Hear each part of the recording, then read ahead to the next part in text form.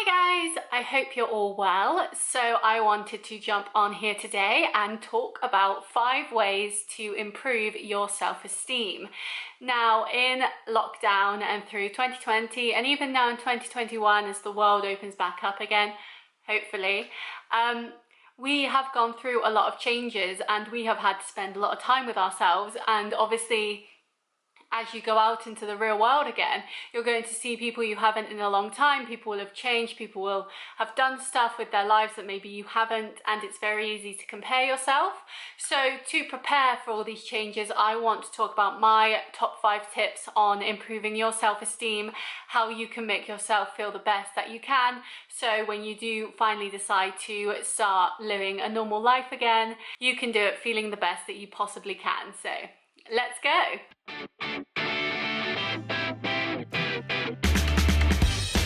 So the first thing that you can do to help your self-esteem is talk to people. People have been stuck inside for the last year and a bit, and only now are we able to get out and see people again, and it's so nice to be able to catch up and see people that you haven't in such a long time, that before all of this happened you would have been seeing possibly every day or every week or every month. And so a big thing to help your self-esteem is to talk to people, because I know as a fact that I've had self-esteem issues with everything changing, and you shouldn't feel like you're alone in the battle with your mind and how you're feeling. Everyone has been in the same situation, and it's so good to be able to talk about it and let people know how you're feeling, but also see how they're feeling as well, and really just connect with people in a way that maybe you wouldn't have before the pandemic. This is a great way to find out who really matters in your life and who you should have by your side. I feel with lockdown we've spent a lot of time with ourselves, and we've realised who we are and what we deserve out of life. And so with the people around you, they should be benefiting you and making you better. And so if you go out to see your friends or your family or whoever, and you decide to talk about your self-esteem and how this whole situation has made you feel, and they make you feel worse, or they belittle you, or they just don't take the time to understand where you're coming from, then maybe that should be a sign that they have changed, you have changed, and they no longer are a person that you want to spend your time with. You should be putting your energy into people that reciprocate that energy. And now that we have gone through such a big change, maybe it's time for you to realise who really matters and who doesn't, and make those steps to spend time with people that really matter to you, and slowly get rid of the people that don't. It can be a hard process, but it can be so beneficial, especially if your self-esteem hasn't been the best and you haven't been the best mentally with yourself. If you have someone talking to you and belittling you and making you feel worse, then what's the point in that? It's just not fair on anyone. And the last point about talking to people is it's not just talking to your friends or your family or your partner, but if you do feel you need professional help, then do get that too. We have been through so much this last year. We have been through such a change, and it's something that none of us were prepared for. And so if you need to find someone who understands what you're going through and is properly educated on it and has the credentials to help you with that, then do that, because it could be the difference between you feeling terrible and you feeling great. They could really give you a different outlook on what you're going through and ways in which you can deal with that. And another thing about talking is not just talking to other people, but talking to yourself. So what I always say is you should talk to yourself as if you're talking to a friend. So say your friend says they're fat or they're ugly, you wouldn't say, oh yeah, you are. You would say, no, you look beautiful, or you look incredible in that outfit, or you look great. And so why would you talk to yourself in such a demeaning and horrible way if you wouldn't talk to someone else like that?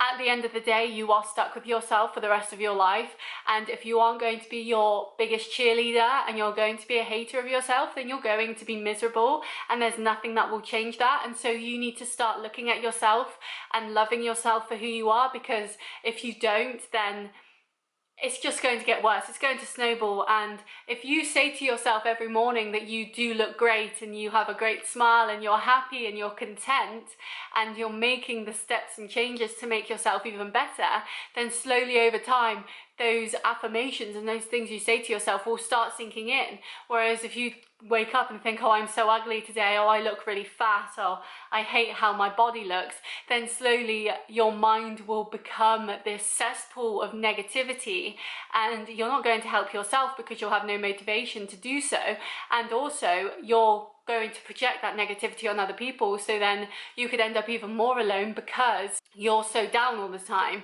Whereas if you take steps to look at yourself and think, my hair looks really nice today, or I like how I've done my makeup, or I lost some weight this week, which is what I've been aiming to do, then that over time that will snowball. You'll feel more positive, you'll feel lighter, you'll feel happier, and then the people around you will feel happier because of it too. It is literally a snowball effect. So you need to talk to yourself as if you're talking to your friend, because you want your friend to be the best they can be, so why shouldn't you be the best that you can be too? The third tip, and the one that has really helped me through this time, is taking a break from social media. Far too often you can compare yourself to other people that you see on social media, and what you need to remember is social media is someone's highlight reel. They're not going to show you all the down days, they're not going to show you all the sad times. They're going to want to project their perfect life, and you might look at that and think that they're like that the whole time. They're always wearing that makeup, they're always in the nicest outfits and with the best partner, but then you don't know in the background that they actually have really bad skin, and that's why they wear so much makeup, because they're insecure. They wear those outfits because they feel they have to, but they're not comfortable in them, and they have fights with their partner because of these inner issues that they have. So you should never compare yourself to someone else's highlight reel. You are living your full life. You are seeing every aspect of your life, the good, the bad, the ugly, everything. And yet from social media, you're only seeing their good side. No one's life is perfect. No one's life is always happy and content and good. And so you shouldn't compare your bad days with their good days, because at the end of the day, they could not be happy either. They could be going through a bad time too, but they're not going to say that, because why would they? They don't want to spread that negativity. And so taking a break from social media, turning off notifications is really good, and just remembering that it's not real life. It is an amalgamation of everything good on their end, much like when you put things up on social media, it's everything good happening to you, and you shouldn't compare yourself to that. Point number 4, and this continues on from talking to yourself, is writing good things down, or writing down achievements or celebrating achievements. In lockdown, we have got through so much stuff together that we never expected to get through, and we should be celebrating that. We shouldn't be constantly on the grind and thinking of the next thing. We should take a moment and think, I just survived this horrific pandemic and I'm still here and I'm doing my best, and that should be celebrated. That should be something that you think of as a really good thing.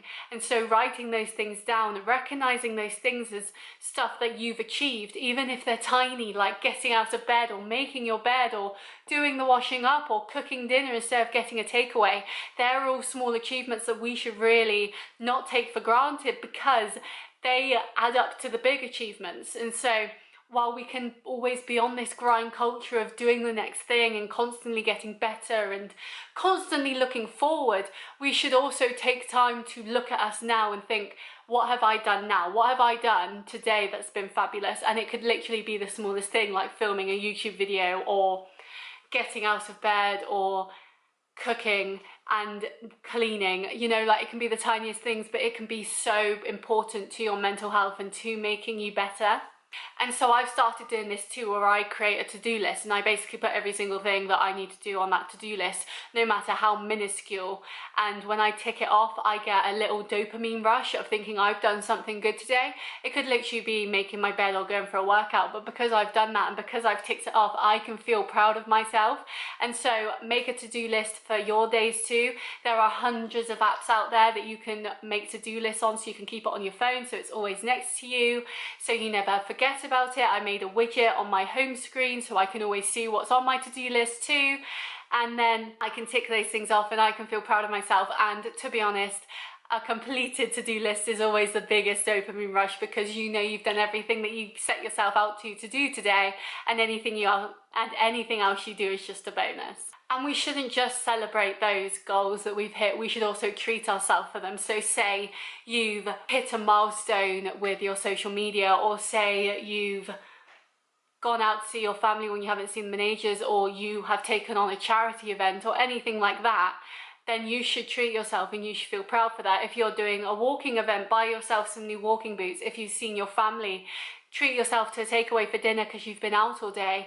If you have completed all of your tasks to do in your hobbies or your social media or whatever you enjoy doing, then think, I did good there, so now I can have some downtime of playing a video game or watching a movie or whatever, you know, like you should treat yourself. You shouldn't just think, I did good there, now on to the next. You should think, I did good there, I'm going to take some time out for me to celebrate that win, and then we'll go on to the next.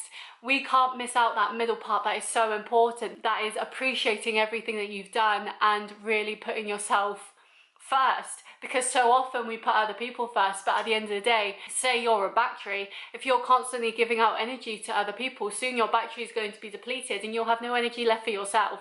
So you have to put yourself first, and you have to think, I am most important, and I'm going to celebrate these tiny victories by getting a takeaway, by watching a film, by playing a video game, and for this time, no one can disturb me because this is my time.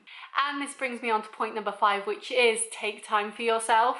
Even if it's the smallest thing, like a spa evening, you could dye your hair, you could put a face mask on and watch a rom-com. You could chuck on your favourite film that you have seen a million times already but want to watch again because you absolutely love it. For me, that's Legally Blonde. I absolutely love Legally Blonde. Legally Blonde or Hot Fuzz are my top 2 favourite films to watch when I just need some me time.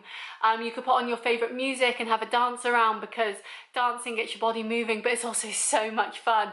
Whenever I'm cleaning, I put my AirPods in, put on some Taylor Swift and just clean, and I have a little dance and I just make a game out of it, and it's so much more fun doing it that way. Another thing that I absolutely adore doing is going for a drive, especially in the evening. If I've had a stressful day or if I'm just not feeling myself, I will just go for a drive. I'll put some music on and just drive. And I have no destination of where I'm going. Usually I'll just do a loop of my town, or I'll go to the next town over and then back. But just getting out there, putting the windows down so you get the fresh air in your face, having your music on loud, having a sing-song or quiet time if you need that too. Just getting out of your house can be so beneficial, because so many of us haven't done that recently. And literally just going for a drive with no destination, no point to it apart from taking some time for yourself and getting out of a stuffy situation. It is so good. I absolutely love going for drives. Drives are my favourite thing to do when I'm feeling down. And I know when I get back home and I have completed that drive, I will be in a different mindset and I will feel 100% better for doing it. And finally, you should just listen to your body. At the end of the day, as I've said before, you are stuck with you forever. And so if you can't listen to yourself and learn to love yourself, then you're not going to have a good life. You're not going to have a life that is filled with so much joy and laughter, because you're going to be hating yourself. And so listen to your body. If your body is saying to you that it needs a burger, have a burger. But if it needs a salad, have a salad. If your body is saying that you need to take some time out from all your workouts because you've been working it too hard, then do that. If your body is aching or tired, then go have a lie down, go have a sleep. If your body is sick of being compared to other people, then step away from that and read a book or escape into a different reality in a film. Everything comes down to you and your happiness, and you need to listen to yourself and think, what do I need right now? And slowly over time, you will get more used to what your body needs and what you need, and soon enough it will be second nature. It might be a bit weird to start with, thinking I'm on a diet but my body wants pizza. Have that pizza, because you will feel so much better for it afterwards, and then you won't constantly be craving it for the rest of the week and you'll be back on your plan again. You need to listen to yourself and think, what do I need? And sometimes what you think you need isn't actually what you do need, and if you try to fight yourself, you're always going to lose. Like, whether it's your body that's losing because it's not getting what it needs, or it's you that's losing because your body then breaks down because you haven't given it what it needs. So yes, those are my 5 top tips on how to help your self-esteem. Please let me know any of your tips in the comments as well. I'd love to read them and see if I can implement them into my life as well. But thank you for watching this video. Please like and subscribe if you do. There'll be plenty more videos like this in the future, and I will see you next time. Bye!